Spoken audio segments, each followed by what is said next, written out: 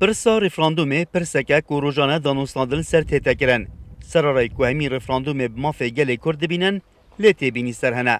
Xwe dibêjin ریفراندوم bê êkrezî etma tirsiyê da ye.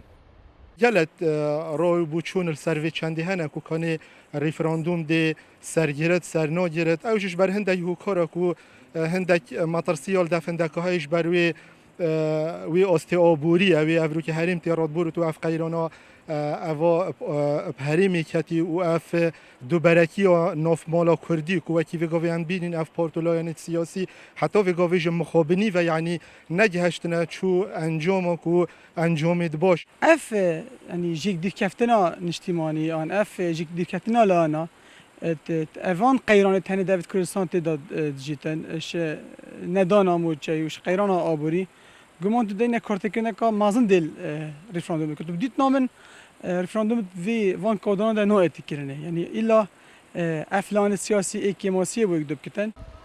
Çavderên siyasî karakirina Parlemanê Kurdistanê û çareserkirina kêşên siyasî û aboriyên herêmê berî ریفراندومê bigirêng dibînin.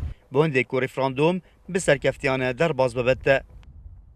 berî ریفراندومê lazim e em mala Kurdî em wekî gotî em pêk bîn û berî ریفراندومê em hindek pêngava bavên ke baweriya xelkê me bêt ku ev e rast e ev ریفراندومê dê cihê giret û dê tiştek berhemek pêveyt. Hindek kêşemeyê heyî navxwayî ne em şên çareserkîn wekî mesela parlemanî. Cudahiyek bîrûbûçûnê wan da mesela yetên pêdivî ev bîrûbûçûne bine îklakirin bu hindê bûçî da mesela bu numune eger me daxwaza 51 sadê divêtin em heskî bibite 80 sadê 70 sadê bu mesela degdana giştpirsiyê. Ji ber hindê pêdivî aştîwayanek bê tekirinê eger aştîwayek hate kirinê tamen rêje dî pêtir bitin.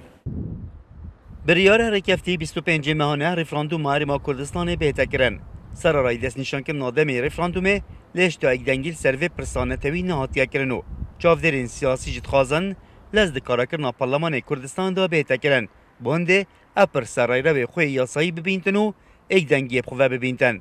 û bi dengê belê derbas bibet te. Rahat Umar, Kurdsat News, Zaxo.